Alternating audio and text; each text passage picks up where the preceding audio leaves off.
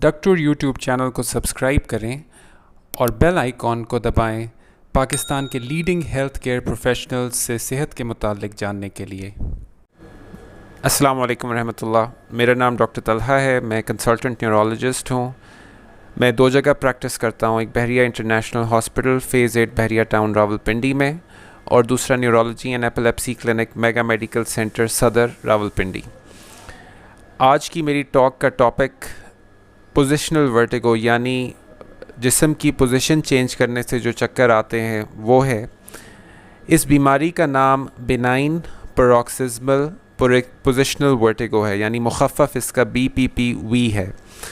और आम तौर पे मरीज़ ये कंप्लेंट लेके आता है डॉक्टर के पास या न्यूरोलॉजिस्ट के पास कि डॉक्टर साहब, जब मैं फ़र्स्ट टाइम उठता हूँ या किसी और वक्त लेटने की पोजीशन से उठता हूँ तो शदीद तरीन चक्कर आते हैं, या फिर मैं जब करवट लेता हूँ एक साइड पे तो शदीद तरीन चक्कर आते हैं, ऐसे चक्कर के जैसे मैंने ज़िंदगी में कभी एक्सपीरियंस ना किए हों।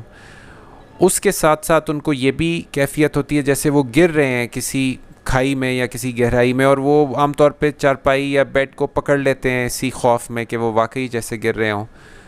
साथ ही साथ इसके उल्टी या मतली भी हो सकती है, और ज़रूरी नहीं है उल्टी या मतली होना। और आम तौर पे 10 से 15 सेकंड में ये चक्कर बिल्कुल ठीक हो जाते हैं। जब मरीज़ बैठा हुआ होता है या चल फिर रहा होता है तो बिल्कुल भी चक्करों के कोई आसार नहीं होते, लेकिन फिर से जब उसी लेटने की पोजीशन से उठे तो वैसा ही मामला दोबारा पेश आता है, या रुकू से अगर सर उठाएं तो ऐसा ही मामला दोबारा से पेश आ जाता है। ये प्रॉब्लम अगर डॉक्टर या कोई न्यूरोलॉजिस्ट केयरफुली सुने तो हिस्ट्री पे ही डायग्नोज हो जाती है, और जो इसका टेस्ट किया जाता है जिसे हम डिक्स हॉलपाइक मनूवर कहते हैं, वो सिर्फ कंफर्मेशन के लिए होता है कि वाकई ये मामला है या नहीं। और इसकी हिस्ट्री आमतौर पे इतनी क्लियर होती है कि पोजीशन चेंज करने से चक्कर होते हैं कि क्लिनिक में ही डॉक्टर इनको और किस्म के चक्करों की वजूहात से सेपरेट कर सकते हैं, जैसे कि फालिज या अंदरूनी कान की सोजिश।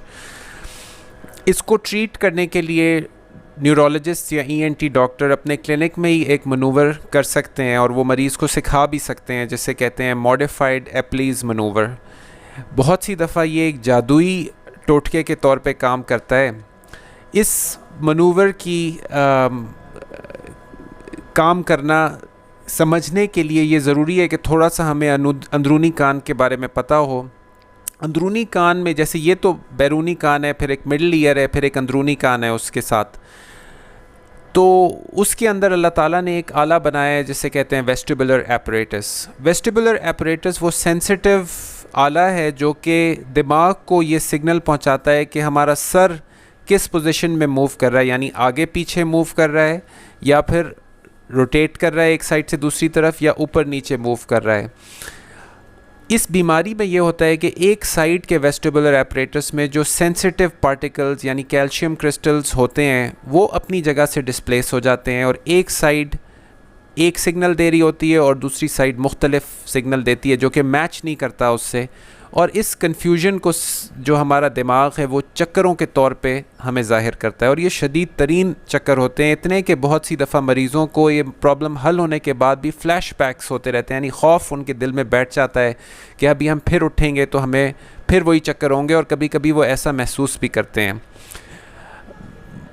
बहुत सी न्यूरोलॉजिकल डिजीज़ बहुत लंबी चलने वाली दायमी क्रॉनिक होती हैं, लेकिन ये एक ऐसी बीमारी है कि अगर आप मरीज़ को सही तरीके से डायग्नोस करके और उसको मॉडिफाइड एप्ली मनूवर करके आप उसको ट्रीट कर दें तो वो आपका बहुत ही मशकूर होता है कि आपने बग़ैर दवा दिए उसको ठीक कर दिया। दवा का भी इसमें रोल है, क्योंकि चक्कर इतने शदीद होते हैं तो आप कुछ दवाएं ऐसी दे सकते हैं जिससे इनर ईयर के चक्करों की कैफियत को दबाया जा सके, लेकिन वो चक्कर शदीद होने और मुख्तसर होने से दवा का इतना ख़ास बेनिफिट आमतौर पे होता नहीं। और बहुत रेयर केसेस में और लंबे चलने वाले केसेस में सर्जरी वगैरह का भी इसमें रोल है, लेकिन उसके बारे में बात हमारी फ़िलहाल टॉक से आगे की बात है, तो उस पर हमें ज़्यादा वक्त नहीं लगाना चाहिए। अगर आपके जहन में कोई ऐसे सवालात हों जो कि पोजिशनल वर्टिगो से मुतालिक हों, और अगर वो मुझ तक पहुंच सके तो मैं पूरी कोशिश करूंगा कि मैं उनका जवाब दूं।